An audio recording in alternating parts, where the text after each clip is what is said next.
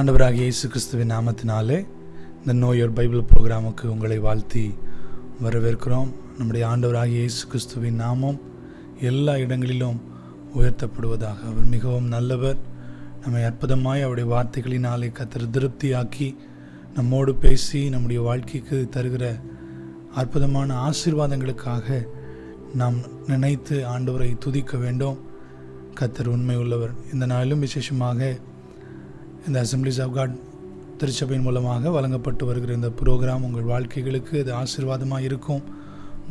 உங்களுடைய குடும்பங்களுக்கு அது நன்மை பயக்கும் என்று நாங்கள் கர்த்தருக்குள் விசுவாசிக்கிறோம். தொடர்ந்து ஊழியங்களுக்காக நீங்கள் ஜெபித்து கொள்ளும்படி கர்த்தருடைய நாமத்தில் கேட்கிறோம். இந்த நாளிலும் விசேஷமாக கர்த்தருடைய வேதத்திலிருந்து ஒரு பகுதியை தியானிக்க கர்த்தர் நமக்கு உதவி செய்வாராக. நம்முடைய இந்திய தேசம் இந்த உலகத்தில் மிகப்பெரிய ஒரு பரந்த தேசம். பல கோடி ஜனங்களை உள்ளடக்கிய தேசம். பலவிதமான மொழி பேசுகிற நபர்கள் இருக்கிறார்கள். பலவித இனக்குழுக்கள் இருக்கிறார்கள். நல்ல திறமை மிகுந்தவர்கள் இருக்கிறார்கள். பல லட்ச கிராமங்கள் இருக்கிறது. பல ஆயிரம் பட்டணங்கள் இருக்கிறது. பல வளங்கள் நம்முடைய தேசத்திற்குள்ளாக இருக்கிறது. ஏனென்றால் சில நாடுகளுக்குள்ளே சில வளங்கள் மட்டும்தான் இருக்கும். ஆனால் நம்முடைய தேசத்திலே அநேக வளங்களை கர்த்தர் கொடுத்து வைத்திருக்கிறார். நம்மை ஒரு ஆசீர்வாதமான தேசத்திலே கர்த்தர் நிலைநாட்டி வைத்திருக்கிறதை பார்க்கிறோம். அப்படிப்பட்ட நல்ல தேசத்திற்காக நாம் ஆண்டவருக்கு நன்றி செலுத்த வேண்டும். ஆண்டவரை துதிக்க வேண்டும். கர்த்தர் ஒரு கிறிஸ்தவனை அவனுடைய தேசத்திற்கு ஆசீர்வாதமாய் அவர் மாற்ற விரும்புகிறார். ஒரு கிறிஸ்தவன் மூலமாய் அந்த தேசம் நன்மைகளை அனுபவிக்க வேண்டும். அந்த தேசம் நல்ல உயர்வுகளை அடைய வேண்டும். அந்த தேசத்தின் சூழ்நிலைமைகள் மாற்றப்பட வேண்டும் என்பது ஆண்டவருடைய திருவுள்ள சித்தமாக இருக்கிறது. இந்த நாளிலும் விசேஷமாக தாவீதினுடைய வாழ்க்கையிலிருந்து நாம் ஒரு சில காரியங்களை, ஒரு கிறிஸ்தவன் தேசத்திற்காக செய்ய வேண்டிய கிரியைகள் என்கிற தலைப்பில் சில காரியங்களை நாம் இந்த நாளை தியானிக்க கர்த்தர் நமக்கு என்ன பண்ணுவாராக, உதவி செய்வாராக. Actions of a Christian for the nation. ஒரு தேசத்திற்கான ஒரு கிறிஸ்தவனின் செயல்கள் என்னவா இருக்க வேண்டும், அது எப்படியா இருக்க வேண்டும் என்பதை நாம் இந்த நாளிலே சிந்திக்க, அதை கர்த்தருடைய வேதத்தின் அடிப்படையில் கவனிக்க கர்த்தர் நமக்கு அனுக்கிரகம் செய்தருள்வாராக. தாவீது ஒரு சாதாரண ஒரு சிறு பையன். தன்னுடைய வீட்டிலே கடைசி மகன். அவனுடைய தகப்பனுக்கு அவன் சாதாரணமாய் வாழ்ந்து கொண்டு வருகிறான். திடீரென்று ஆண்டவருடைய அந்த அழைப்பு அவனுக்கு கிடைக்கிறதை பார்க்கிறோம். அவனுக்கு ஏன் அபிஷேகம் பண்ணுறாங்க, எதுக்கு அபிஷேகம் பண்ணுறாங்கலாம் சொல்லப்படலை. சாமுவேல் வராரு, இந்த மாதிரி அவங்க அப்பா மூலமாக சொல்கிறாரு. ஆனால் இவங்களை மிஸ் பண்ணிடுறாங்க. திரும்பமாக அழைத்தனுப்பி அவனை அபிஷேகம் பண்ணுகிறார்கள். எதுக்கு வந்தார்னு சாமுவேலுக்கு மட்டும்தான் தெரியும். அவங்க வீட்டாருக்கு தெரியாது. மேபி தாவீது கூட தெரிந்திருக்க வாய்ப்பு இல்லை. ஆனால் ஏனென்றால் அவர்களுக்கு சொல்லப்பட்டது என்று எந்த வசன ஆதாரமும் அங்கே இல்லை. ஆகவே நம்ம அப்படி சொல்லுகிறோம். அப்படியே போயிட்டுருக்கிறாரு. கொஞ்ச நாட்களில் ஒரு காரியம் வருகிறது. கோலியாத்தை அவன் சந்திக்க நேரிடுகிறத பார்க்கிறோம். அந்த கோலியாத் யார் என்றால், தேசத்துக்கு அச்சுறுத்துதலாய் நின்ற ஒரு மனிதன். இஸ்ரவேல் தேசத்தையே அவன் கலங்கடித்து கொண்டிருந்தான் என்று வசனம் சொல்லுகிறதை பார்க்க முடியும். இந்த பெலிஸ்தருடைய படைகள் ஒரு பக்கம் மலையில் நிற்கிறது. இஸ்ரவேலுடைய படைகள் மற்றொரு மலையின் பக்கம் நிற்கிறது. இவர்கள் இரண்டு பேரும் பாளையத்தில் போர் செய்ய வேண்டும். இதுதான் அந்த தேசத்தில் அந்த இடத்துல நடக்க வேண்டிய ஒரு காரியம். ஆனால் ஒரு சின்ன ஸ்லைட் சேஞ்ச் இருக்குது. என்னென்னா, இந்த கோலியாத் மிகப்பெரிய பலம் வாய்ந்த ஒரு மனுஷன், சிறு வயதிலிருந்து யுத்த வீரனாக இருந்தவன், இப்பொழுது ஒரு ஆளாக நின்று இந்த இஸ்ரவேல் தேசத்துக்கே ஒரு சவால் விடுறான். நீங்கள் யாராவது ஒரு ஆள் என் கூட என்ன பண்ணுங்க, நீங்கள் போர் பண்ணுங்க. நீங்கள் சண்டை போட்டு ஜெயிச்சிட்டிங்கன்னா என் தேசம் உங்களுக்கு அடிமை. இல்லை, நான் ஜெயிச்சிட்டேன்னா உங்கள் தேசம் எனக்கு அடிமைன்னு சொல்லி இஸ்ரவேலின் அந்த தேவனை அவன் நிந்தித்தான் என்று அவன் சொல்லுகிறதை பார்க்க முடியும். இப்படிப்பட்டு நிந்தித்த அந்த நிலைமையிலே தேசத்திற்கு ஒரு இக்கட்டான சூழ்நிலைமை, அவமானமான சூழ்நிலைமை. ராஜா அமைதியாக நிற்கிறார். போர் சேவர்கள் எல்லாம் அப்படியே ஓடி ஒதுங்கி பயந்து போய் உட்காந்துருக்கிறாங்க. அந்த நேரத்தில் தான் தேசமே முடங்கி போயிருக்கிற அந்த சூழ்நிலைமையில் தேசத்திற்காக கிரியை செய்ய தன்னை அர்ப்பணித்த தாவீதை பார்க்கிறோம். ஆண்டவர் நீ போப்பான்னு அனுப்பல, சாதாரணமாக உள்ளவரான். ஆனால் தேசத்திற்கான கிரியைகளை அவன் அங்கே செய்கிறதை பார்க்க முடியும். இந்த நாட்களில் நம்ம சாதாரணமான நபர்களாக இருக்கலாம், ஆனால் தேசத்திற்கு நீங்கள் தேவை. விசேஷமாக இந்திய நாட்டிற்கு கிறிஸ்தவர்களாகிய நாம் ஒவ்வொருவரும் தேவை. நாம் இந்திய தேசத்திற்கு பங்காற்ற வேண்டிய காரியங்கள் ஏராளமாக இருக்கிறது. யார் இந்திய தேசம் தானே, அதை ஒரு பக்கம் இருந்துட்டு போட்டோம் என்று நாம் ஏதோ வாழ்ந்துட்டு போவதற்காக அல்ல, கர்த்தர் ஒரு நோக்கத்தோடு இந்த தேசத்தில் வைத்திருக்கிறார். நம்முடைய கிரியைகள் மூலமாக இந்த தேசம் ஆசீர்வதிக்கப்பட வேண்டும். ஆகவே அந்த காரியங்களை தாவீதுடைய வாழ்க்கையிலிருந்து கற்றுக்கொண்டு நம்முடைய வாழ்க்கையில அபியாசப்படுத்த கர்த்தர் உதவி செய்வாராக. இந்த தேசத்திலே அல்லது இந்த தேசத்திற்காக நாம் செய்ய வேண்டிய முதல் கிரியை,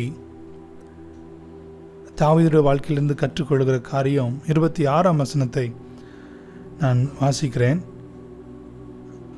அப்பொழுது தாவீது தன் அண்டையிலே நிற்கிறவர்களை பார்த்து, இந்த பெலிஸ்தனை கொன்று இஸ்ரவேலுக்கு நேரிட்ட நிந்தையை நீக்குகிறவனுக்கு என்ன செய்யப்படும்?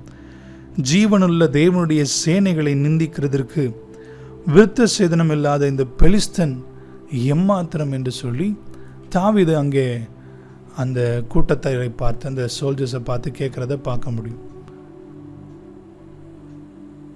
எத்தனையோ ஆயிரக்கணக்கான இராணுவ வீரர்கள் அங்கே இருந்திருப்பார்கள். அவர்கள் எல்லாரும் தேசப்பற்று மிக்கவர்கள். அதனால் அவங்களுக்கு நிறைய இருக்கும். சாதாரண மனிதனை காட்டிலும் அவங்களுக்கு இன்னும் அதிகமாக இருக்கும். ஆனால் அவ்வளவு காரியங்கள் இருந்த, அவ்வளவு பற்று நிறைந்த அந்த ஆட்கள் கூட அமைதியாக இருக்கிறாங்க. ஆனால் இந்த தாவீது, நான் இஸ்ரவேலுக்கு உண்டான நிந்தையை நீக்குகிறேன் என்று சொல்லி அவன் சொல்லுகிறதை பார்க்க முடியும். இதிலிருந்து புரிந்து கொள்ளுகிற ஒரு காரியம், அவனுக்கு தேசத்தின் மீது ஒரு பற்று இருந்தது, அவனுக்கு தேசத்தின் மீது ஒரு நேசம் இருந்தது, அவனுக்கு தேசத்தின் மீது ஒரு பாசம் இருந்ததை பார்க்க முடியும். ஒரு கிறிஸ்தவனுக்கு அவன் வாழுகிற, அவன் வசிக்கிற தேசத்தின் மீது ஒரு பற்று கண்டிப்பாக இருக்க வேண்டும். ஏதோ ஒரு நாட்டில் வாழ்கிறோம் அப்படின்ற போகிறதல்ல, இருக்கிற இடத்துல, வசிக்கிற இடத்தை நாம் நேசிக்க கர்த்தர் நமக்கு என்ன பண்ணுவாராக, உதவி செய்வாராக. தாவீது தான் நேசித்தான். இப்படி ஒரு காரியம் இஸ்ரவேலில் நடந்துச்சு, இது நடக்கக்கூடாது, மாற வேண்டும் என்று சொல்லி அவனுக்குள்ளிருந்து அந்த ஒரு பற்று எழும்பினதை பார்க்குறோம். நம்முடைய நாட்களில் நம்ம யோசித்து பார்க்கணும். நம்மை சுற்றி நடக்கிற காரியங்கள் பார்க்கும் பொழுது என் தேசம் இப்படி இருக்கேன்னு சொல்லுகிற ஒரு எண்ணம் நமக்குள்ளே தோன்றுகிறதா? ஒரு பாரம் நம்மை அழுத்துகிறதா? இல்லை சாதாரணமாக ஏதோ வாழ்ந்துட்டு போகிறோம், சரி அப்படி அப்போ நடக்கும், நியூஸ் பேப்பரில் வாசிக்கிறோம், இதில் கேட்குறோம், அப்படி தான் நடக்கும்னு சொல்லி சாதாரணமாய் போகிறோமா? அல்லது தேசத்திலே நடக்கிற காரியங்கள் நம்மை பாதிப்புக்குள்ளாக மாற்றுகிறதா என்று நாம் யோசிக்க வேண்டும். அதை நம்மை பாதிப்புக்குள்ளாக மாற்ற வேண்டும். அவனால் அந்த நிந்தையை ஏற்றுக்கொள்ள முடியவில்லை. இஸ்ரவேலை இப்படி ஒரு மனுஷன் வந்து நிந்தித்துட்டானே, இப்படி ஒரு காரியத்தை பேசிட்டானே, இதை எப்படியாவது மாற்றிவிட வேண்டும் என்கிற அந்த துடிப்பு அவனுக்குள்ளே இருந்ததை பார்க்க முடியும். முதலாவதாக காரியம் அதை தான் நான் சொல்ல விரும்புகிறேன்.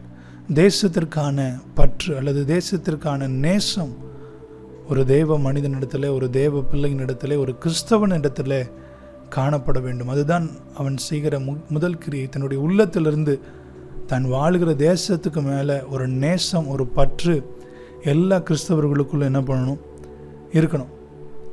மோசேயை பார்க்குறான். அவன் பிறந்ததுலேருந்து வளர்ந்தது எங்கன்னா எகிப்தில். ஆனால் எபிரேய மனுஷன் ஒருவனை அவன் அந்த எகிப்தியன் அடித்த உடனே பாருங்கள், அவனுக்குள்ள ஒரு பற்று வந்ததை பார்க்குறோம். நமக்கு அது செய்தது தவறுதான், கொன்றது தவறுதான்.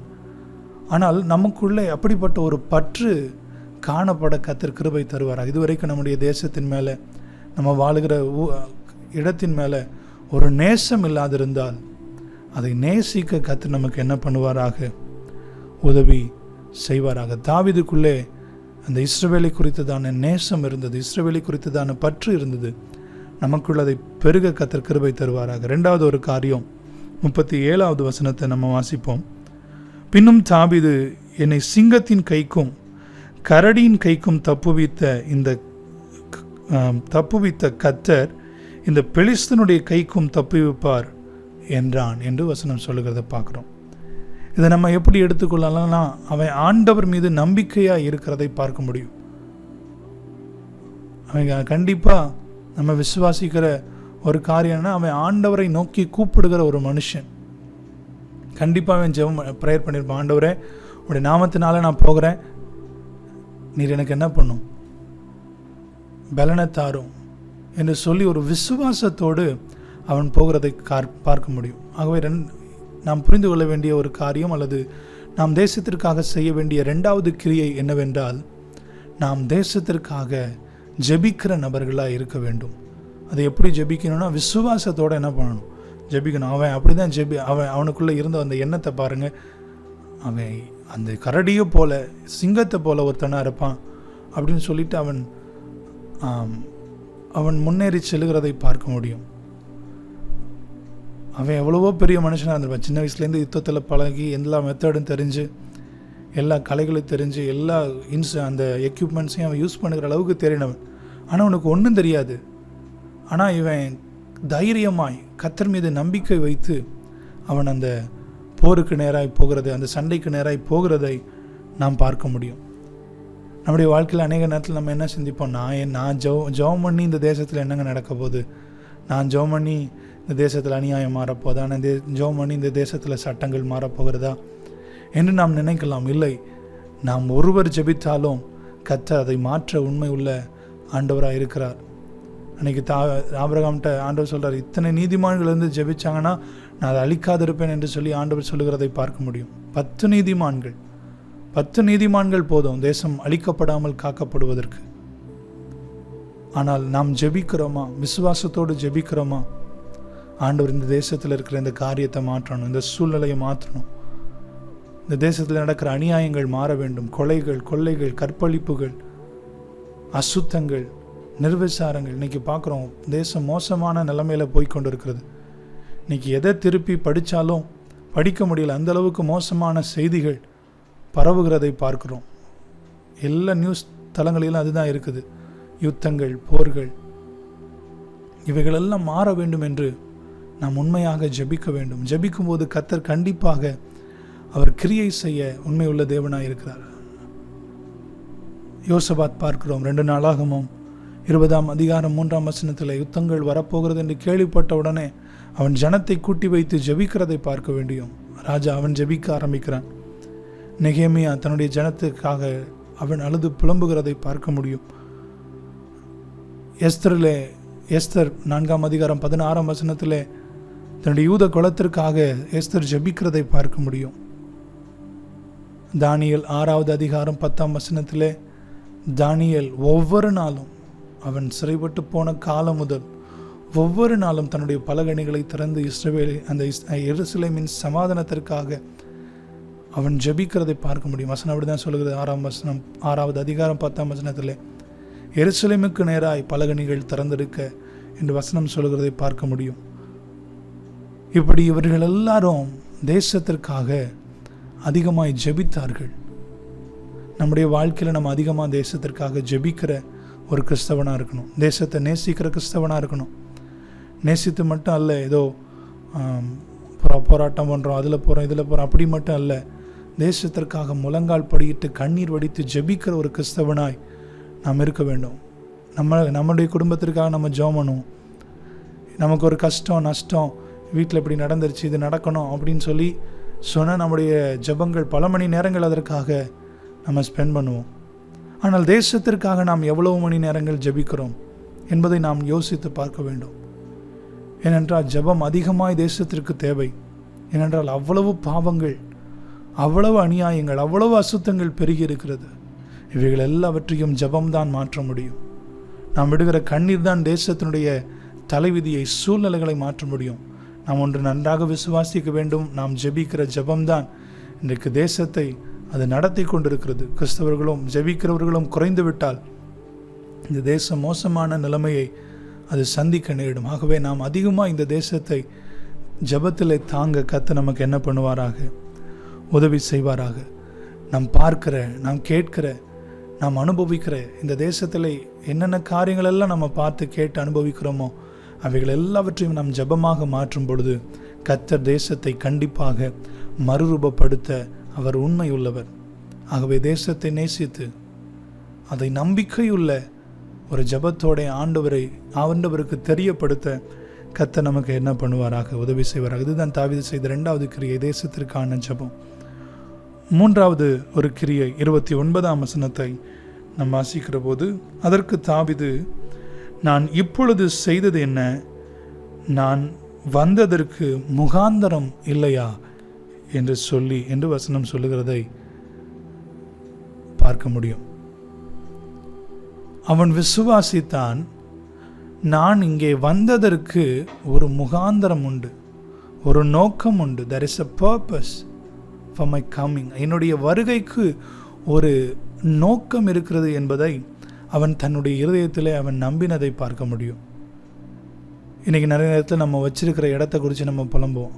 இந்த ஊரில் இப்படி இருந்துட்டேனே, இது மோசமான ஊராக இருக்குது, இப்படிப்பட்ட அசௌகரியங்கள் எனக்கு காணப்படுகிறது, நல்லா இல்லையே, இது அப்படி இல்லையே, இப்படி இல்லையேன்னு சொல்லி நம்ம இருக்கிற தேசத்தை குறித்து நம்ம புலம்புகிறத பார்க்க முடியும்.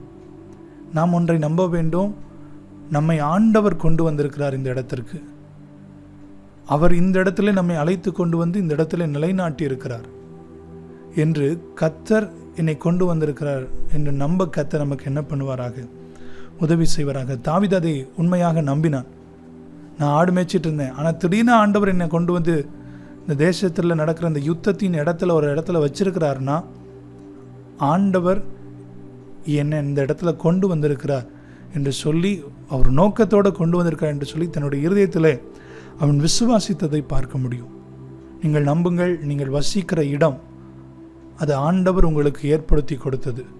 நீங்கள் வாழுகிற இந்த வேலூர் அல்லது எங்கே இருந்து பார்த்தாலும் சரி, அந்த ஊர் உங்களுக்கு ஆசீர்வாதமாக கர்த்தர் கொடுத்தது என்று உங்களுடைய இருதயத்தில் அந்த நோக்கத்தை நம்பும்படி கேட்கிறேன். எதற்காக ஆண்டவர் இந்த இடத்துல கர்த்தர் நம்மை வைத்திருக்கிறார்? ஒன்று, நம்முடைய நன்மைக்காக. இந்த இடத்திலே வைத்து நம்முடைய வாழ்க்கையில் ஏதோ ஒரு ஆசீர்வாதத்தை கர்த்தர் கொண்டு வந்து வைக்க விரும்புகிறார். தாவீது கிடைத்த உயர்வாக இருக்கலாம். அதற்கு பின்பாக 2வது ஒரு காரியம், ஆண்டவர் அந்த இடத்திற்கு நம்மை கொண்டு ஒரு ஆசீர்வாதத்தை தருகிறார். இஸ்ரவேலின் நிந்தையை நீக்க ஆண்டவர் தாவீதை இந்த இடத்திற்கு கொண்டு வந்ததை பார்க்கிறோம். ஏன்னா யாருமே இல்லை நீக்கிறதுக்கு. ராஜாவும் அமைதியாக போய் உட்கார்ந்துருக்கிறார். அந்த இடத்திற்கு கொண்டு வந்ததற்கு ஒரு காரணம், அந்த இடத்தின் நிந்தையை, இஸ்ரவேலுக்கு உண்டான நிந்தையை நீக்குவதற்கு அந்த இடத்திலே கொண்டு வந்து தாவீதை ஆண்டவர் வைத்ததை பார்க்கிறோம். 3வது ஒரு காரியம், ஆண்டவருடைய நாமம் உயர்த்தப்படுவதற்கு, தேவ ராஜ்யத்திற்கு பிரயோஜனமாய் இருப்பதற்கு நம்மை இந்த இடத்துல ஆண்டவர் கொண்டு வந்து வைத்திருக்கிறார் என்று அந்த நோக்கத்தை புரிந்து கொள்ள உதவி செய்வி கர்த்தர் நமக்கு கிருபை தருவாராக. எப்பொழுது இந்த இடத்துல நான் இப்படி இருக்கிறேன்னு சொல்லி யோசிச்சால் இந்த 3 காரியங்களை நினைவு கொள்ளுங்கள். எனக்கு ஏதோ ஒரு நன்மையை ஆண்டவர் இங்கே வைத்திருக்கிறார், என்னை கொண்டு ஏதோ ஒரு நன்மையை வைத்திருக்கிறார், தேவனுடைய ராஜ்யத்திற்கு ஒரு நன்மையை வைத்திருக்கிறார் என்று விசுவாசியுங்கள். நீங்கள் இருக்கிற இடத்தை கர்த்தர் உங்களுக்கு ஆசீர்வாதமாய் நன்மையாய் அவர் மாற்றித்தர உண்மை உள்ளவர். அதை விசுவாசிக்க வேண்டும். 2வது ஒரு காரியம், இந்த தேசத்தில் இருப்பதற்கான நோக்கம், அதை நாம் அறிந்து கொள்வதற்கு இன்னொரு காரியம் நம்ம என்ன செய்யணும்னா, ஒரு நாள் அந்த இடத்த விட்டு நகர்ந்துடாதீங்க. ஒருவேளை அன்னைக்கு தாவீது அன்னை சகோதரன் திட்டான், என்னை இப்படி பேசிட்டான்னு சொல்லி அவன் கோபப்பட்டு திரும்ப வீட்டுக்கோ அவன் ஆடு மேய்க்கிற இடத்துக்கோ போயிருந்தான். இப்படிப்பட்ட ஒரு உயர்வு அவனுடைய வாழ்க்கையில் வந்திருக்கவே முடியாது. இடத்தை விட்டு நகராதிருங்கள். ஆண்டவர் உங்களுக்கு கொடுத்த இடம், ஆண்டவர் உங்களுக்கு கொடுத்த அந்த பகுதி, அது எந்த பகுதியாக இருக்கலாம், படித்த பெரிய நல்ல அரிஸ்டோக்ராட்டிக் பீப்புள், நல்ல பெரிய பெரிய ஆட்கள் இருக்கிற இடமா இருக்கலாம், இல்லை சாதாரண மக்கள் இருக்கிற இடமா இருக்கலாம். எதாக இருந்தாலும் இடத்தை மாற்றாதீங்கள். கர்த்தர் ஒரு நோக்கத்தோடு இந்த இடத்துல வைத்திருக்கிறார். அங்கே இருந்து உண்மையாக தேசத்திற்காக ஜெபியுங்கள், தேசத்தை நேசியுங்கள், அந்த பகுதியை நேசியுங்கள். கர்த்தர் அந்த இடத்துல பெரிய மாற்றத்தை அவர் செய்ய உண்மை உள்ள ஆண்டவராய் இருக்கிறார். 4வது ஒரு காரியம், 40வது வசனத்தை நாம் வாசிப்போம்.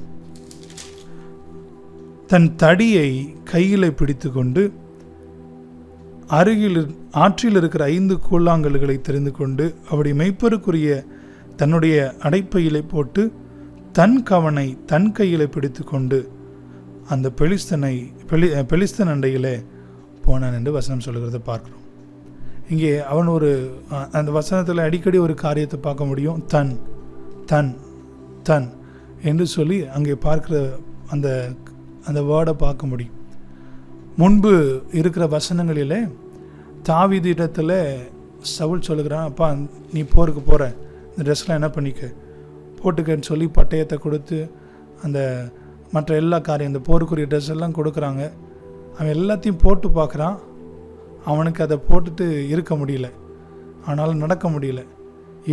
அவர் ரொம்ப சின்ன பையன், அவன் பெரிய ஒரு ஆள், அவனோட ட்ரெஸ்ஸை கொடுக்குறாங்க. இவன் எல்லாத்தையும் கழட்டி ஓரமாக வச்சுட்டு சவுல்கிட்ட சொல்கிறான், ராஜா எனக்கு இது என்ன பண்ணல, செட் ஆகலை. எனக்கு போருக்கு போகிறதுக்கு இப்போதைக்கு எனக்கு இருக்கிற ஒரு கம்ஃபர்டான அல்லது என்னால் முடிஞ்ச ஒரு காரியம் என்னன்னா, என் கையில் இருக்க தடி, என்கிட்ட இருக்கிற அந்த கவன், அது போதும் எனக்கு என்று சொல்லி அவன் அதை வைத்து கொண்டு ஒரு போருக்கு போகிறத பார்க்குறான். கோலியாத்து கூட கேட்குறான், ஏன்டா என்னை பார்த்தா என்ன நாய் மாதிரி தெரியுதா, நீ தடி எடுத்துகிட்டு வந்திருக்கேன்னு சொல்லி அவன் சபிக்கிறத பார்க்குறோம். ஆனால் அதை வைத்து அவ்வளோ பெரிய ராட்சசனை அந்த தாவீது முறியடித்ததை பார்க்க முடியும். இங்கே புரிந்து கொள்கிற 4வது ஒரு காரியம், தேசத்திற்காக நம்மால் முடிந்த சில காரியங்களை செய்ய வேண்டும். பெரிய பெரிய காரியம்லாம் இல்லை, பட்டு ஆர்மி ட்ரெஸ் மாதிரி போட்டு அப்படி தான் தேசத்துக்கு நன்மை செய்யணும்னு இல்லை. உங்களால் முடிஞ்ச காரியத்தை சிம்பிளாக நம்முடைய தேசத்திற்கு செய்ய கர்த்தர் கிருபை என்ன பண்ணுவாராக, தருவாராக. அன்றைக்கு பார்க்கிறோம், 5000க்கும் அதிகமான புருஷர்கள் அந்த இடத்துல குழுமி இருக்கிறார்கள். ஒரு தேசம் போல காட்சியளிக்கிற ஒரு காரியம்தான். அங்கே ஒரு பெரிய தேவை அந்த இடத்துல இருக்கிறதை பார்க்குறோம். உணவு தட்டுப்பாடு. அந்த சிறு பையன், சின்ன பையன், அவனுக்குள்ளே ஒரு ஏக்கம், என்னால் முடிஞ்ச ஒரு காரியம், என்னால் முடிஞ்ச சில காரியம் என்னென்னா, இந்த 5 அப்பம் 2 மீனை என்ன பண்ணுவேன், நான் கொடுக்குறேன் என்று சொல்லி அவன் அதை முன்வைந்து கொடுத்ததை பார்க்கலாம். அதை வச்சு தான் ஆண்டவர் அன்றைக்கு பெரிய அற்புதத்தை செஞ்சிருக்கிறத பார்க்க முடியும். அது இல்லைனாலும் ஆண்டவர் செஞ்சிருப்பார், அது நமக்கு பிரச்சனை இல்லை. ஆனால் இவனுடைய அந்த சிறிய அந்த 5 அப்பமும் 2 மீனும் அந்த ஆசீர்வாதத்திற்கான மூலதனமாய் மாறினதை பார்க்க முடியும். நம்முடைய வாழ்க்கையில் சின்ன சின்ன காரியங்கள் போதும். ரொம்ப பெரிய பெரிய காரியம் எடுத்தோனையும் போய் எல்லாருக்கும், தேசத்தில் இருக்கிற எல்லா முடியாதவங்களுக்கும் கஷ்டப்படுறவங்களுக்கு போய் உதவி செஞ்சு தேசம், அப்படியெல்லாம் இல்லை. நம்ம இருக்கிற இடத்துல, நம்ம வசிக்கிற இடத்துல, நம்ம தெருவில், நம்ம ஏரியாவில், நம்ம ஊரில் இருக்கிற சின்ன சின்ன காரியங்களை நாம் சரி செய்யும் பொழுது, நம்மால் முடிந்த சில காரியங்களை செய்யும் பொழுது, அது தேசத்தை அது மாற்ற வல்லமை உள்ளது. நமக்கு முடிஞ்ச ஒரு ஏரியாவை க்ளீன் பண்ணுறதா இருக்கட்டும், இல்லை சாலையோரத்தில் தங்கியிருக்கிற சிலருக்கு நன்மை செய்கிறதா இருக்கட்டும், இப்படி நம்மால் முடிந்த சில காரியங்கள், நம்முடைய தெருவில் இருக்கிற அநேக ஏதாவது காரியங்கள், தெருவிளக்கு போயிருக்கலாம், அதை சரி பண்ண சொல்லி சில பெட்டிஷன் கொடுக்கறது, மற்ற சாலைகளை அதுக்காக சில முயற்சிகள் இருக்கிறது, சின்ன சின்ன காரியங்கள். இப்படி தேசத்திற்காக நம்மால் முடிந்த சில கிரியைகளை நாம் எடுக்கும் பொழுது ஆண்டவர் அதை பார்த்து அதை ஆசீர்வதிக்கிறார்.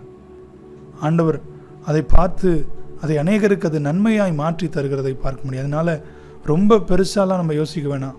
நம்ம வீட்டுக்கு பக்கத்தில், நம்ம தெருவில் நம்மால் முடிந்த சில நல்ல காரியங்களை, சில நன்மைகளை ஜனங்களுக்கு நாம் செய்ய முற்படும் பொழுது அதை ஆண்டவர் ஆசீர்வதித்து பலருக்கு அதை ஆசீர்வாதமாக மாற்றுகிறார். ஆகவே நம்மால் முடிந்த சில காரியங்களை தேசத்திற்கு செய்ய கர்த்தர் உதவி செய்வாராக. கடைசியாக ஒரு காரியம், 46வது வசனத்தை நான் வாசிக்கிறேன். இன்றைய தினம் கர்த்தர் உன்னை என் கையில் ஒப்பு கொடுப்பார். நான் உன்னை கொன்று உன் தலையை உன்னை விட்டு வாங்கி பெலிஸ்தருடைய பாளையத்தின் பிணங்களை இன்றைய தினம் ஆகாயத்து பறவைகளும் பூமியின் காட்டு மிருகங்களுக்கும் கொடுப்பேன். அதனால் இஸ்ரவேலின் தேவன் ஒருவர் உண்டு என்று பூலோகத்தார் எல்லாரும் அறிந்து கொள்வார்கள். திரும்பமாக வாசிக்கிறேன். அதனால் இஸ்ரவேலில் தேவன் ஒருவர் உண்டு என்று பூலோகத்தார் எல்லாரும் அறிந்து கொள்வார்கள் என்று தாவீது அங்கே கோலியாத்திற்கு விரோதமாய் வார்த்தைகளை சொல்லுகிறதை பார்க்க முடியும். தாவீது செய்த கடைசி ஒரு கிரியை, 5வது கிரியை என்னவென்றால், அவன் ஆண்டவரை உயர்த்தினான். அவன் ஆண்டவருடைய நாமத்திற்கு மகிமையை கொண்டு வர வேண்டும் என்று அவன் யோசித்ததை பார்க்க முடியும். ஏன்னா முன்னாடி சொல்லும்போது அப்படிதான் சொல்றாரு, ஆண்டவருடைய நாமத்தை தூஷிச்சிட்டானே, இது என்ன பண்ண வேண்டும், ஆண்டவருடைய நாமம் உயர்த்தப்பட வேண்டும் என்று அவருடைய கிரியைகள் ஆரம்பிக்கிறதை நம்ம பார்க்க முடியும். நம்ம ஒன்று யோசிக்கணும், ஒரு கிறிஸ்தவனாய் என்னுடைய செயல்கள் மூலமாய் கர்த்தருடைய நாமம் எல்லா இடங்களிலும் என்ன பண்ணப்படணும், உயர்த்தப்படணும்.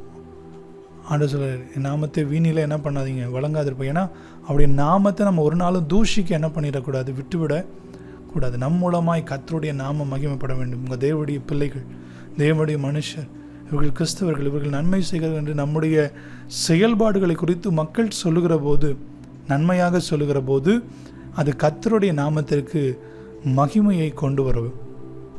ஆகவே நம்முடைய வாழ்க்கையில் நாம் எல்லா இடங்களிலும் கர்த்தருடைய நாமத்தை மகிமைப்படுத்துகிறவர்களாய் காணப்பட வேண்டும். நம்முடைய பேச்சு, நம்முடைய குணாதிசயங்கள், நம்முடைய பழக்க வழக்கங்கள், பண்புகள், நம்முடைய முன்னெடுப்புகள், இவைகள் எல்லாம் ஒரு நாள் ஆண்டவருடைய பெயருக்கு இழுக்கா மாறிடக்கூடாது. இவங்களை கிறிஸ்தவங்களா இருந்துட்டு இப்படி பண்ணுறாங்களே அப்படின்னு சொல்லி ஒருத்தவங்க சொல்லிட்டாங்கன்னா அங்கே தேவனுடைய நாமம் தூசிக்கப்படுகிறது, தேசத்தை கர்த்தர் ஆசீர்வதிக்க முடியாது. ஆகவே நாம் செய்ய வேண்டிய ஒரு 5வது ஒரு கிரியை என்னவென்றால், நாம் தேசத்திலே கர்த்தருடைய நாமத்தை உயர்த்த நாம் முற்பட வேண்டும். ஆதியாகமம் 41வது அதிகாரம் 16வது வசனத்தில் பார்வோன் யோசேப்பை கூப்பிட்டு கேட்குறாங்க. கேட்கும்போது அவன் சொல்லுகிற ஒரு காரியம், ஐயோ அடிமையாக போனேன், இங்கே போய் எப்படி ஆண்டவருடைய நாமத்தை சொல்கிறது, அவர் திட்டுவாரா, அவர் மறப்பாரா, அதெல்லாம் கவலைப்படல, எனக்கு இந்த கிருபையை கொடுத்தது ஆண்டவர் என்று சொல்லி கர்த்தரை உயர்த்துகிறதை பார்க்கிறோம். அதே போல தான் தானியேல் 2வது அதிகாரம் 28வது வசனத்தில் தானியேல் ஆண்டவரை உயர்த்துகிறதை பார்க்கிறோம். மறைபொருளை எனக்கு வெளிப்படுத்தின தேவன் என்று சொல்லி அந்த பாபிலோன் ராஜாவுக்கு முன்பாக அவன் கர்த்தரை உயர்த்துகிறதை பார்க்க முடியும். பவுல் தன் போகிற எல்லா இடங்களிலும், எங்கெங்கெல்லாம் வாய்ப்பு கிடைக்கிறதோ எல்லா இடத்துலையும் ஆண்டவரை பற்றி பேசி ஆண்டவருடைய நாமத்தை அவன் உயர்த்துகிறதை பார்க்க முடியும். நாம் யோசிக்க வேண்டும், நாம் தேவனுடைய நாமத்தை உயர்த்துகிறோமா? அவருடைய அன்பை அநேகருக்கு நாம் பகிர்ந்தளிக்கிறோமா? நாம் சுவிசேஷம் பண்ணுகிறோமா?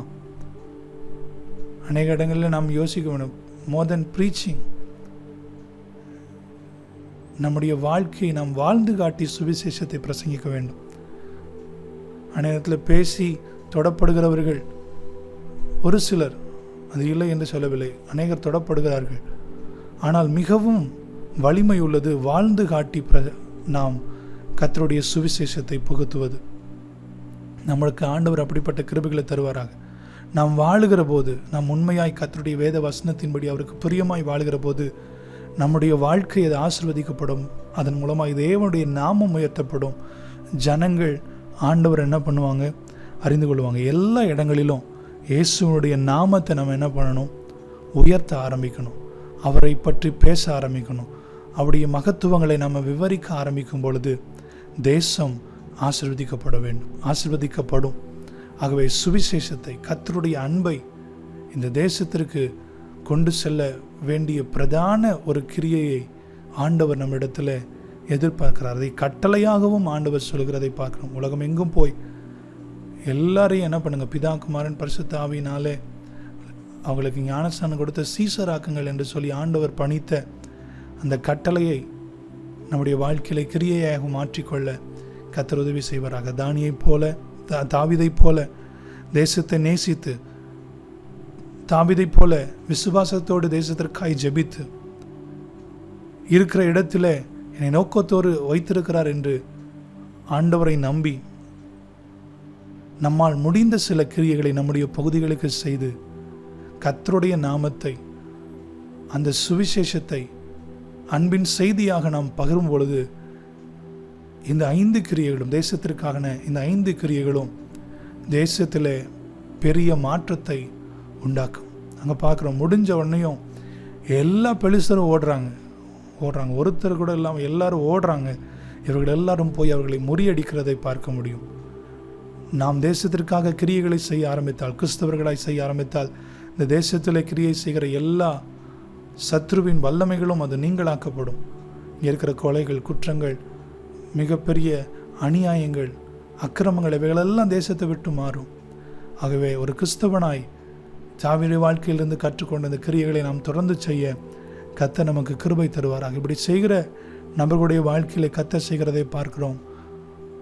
1 சாமுவேல் 18வது அதிகாரம் 5ஆம் வசனம் 7ஆம் வசனம் பார்க்கும் பொழுது ஆண்டவர் தாவீதை ஒரு பெரிய ஸ்தானத்தில் உயர்த்தி உட்கார வைத்து தேசமே கொண்டாடுவதற்கு அவனை உயர்த்துகிறத பார்க்கிறோம். நீங்கள் எதிர்பார்த்திராத ஒரு தேசத்திற்காக கிரியைகளை செய்ய ஆரம்பிக்கும் போது, எந்தவித எதிர்பார்ப்பும் இல்லாமல் நீங்கள் ஒரு கிரியைகளை தேசத்திற்காக செய்ய ஆரம்பிக்கும் பொழுது கர்த்தர் தேசத்தில் உங்களை உயர்த்தி அவர் அழகு பார்க்கிற ஆண்டவர். இந்த வேலையில் நம்ம அர்ப்பணித்து ஜெபிப்போம். ஆண்டவரே, கிறிஸ்தவர்களாய் நாங்கள் வாழ்கிறோம். ஆண்டவரே, அப்படியே சாதாரணமாக பெயரளவுக்கு வாழ்ந்து விட்டு போய்விடக்கூடாது. தாவீது சாதாரண ஒரு சிறு பையனாக இருந்தாலும் தேசத்திலே மகத்துவமான ஒரு மாற்றத்தை கொண்டு வந்தாரே கர்த்தாவே, அதே போல எங்களுடைய கிரியைகள் அன்றைய தேசத்திலே மாற்றத்தை கொண்டு வரட்ட ஆண்டவரே.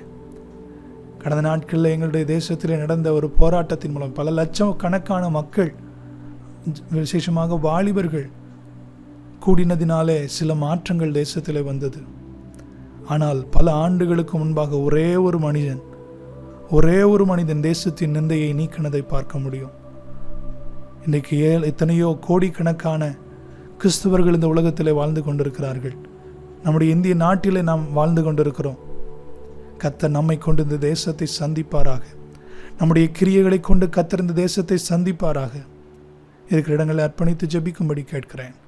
நல்ல ஆண்டவரே, இந்த நாளிலே நாங்கள் ஆண்டவரை தியானித்தபடி தேசத்திற்கான எங்களுடைய கிரியைகள், கிறிஸ்தவனாய் நாங்கள் இருந்து செய்ய வேண்டிய கிரியைகளை கர்த்தர் எங்களுக்கு உணர்த்தி தந்ததற்காக நன்றி ஆண்டவரே. அன்றைய உண்மையாய் அதை கடைபிடிக்க உதவி செய்வீராக. தேசப்பற்று எங்களிலே பெருகட்டும். தேசத்திற்கான ஜெபம் அதிகமாகட்டும் ஆண்டவரே.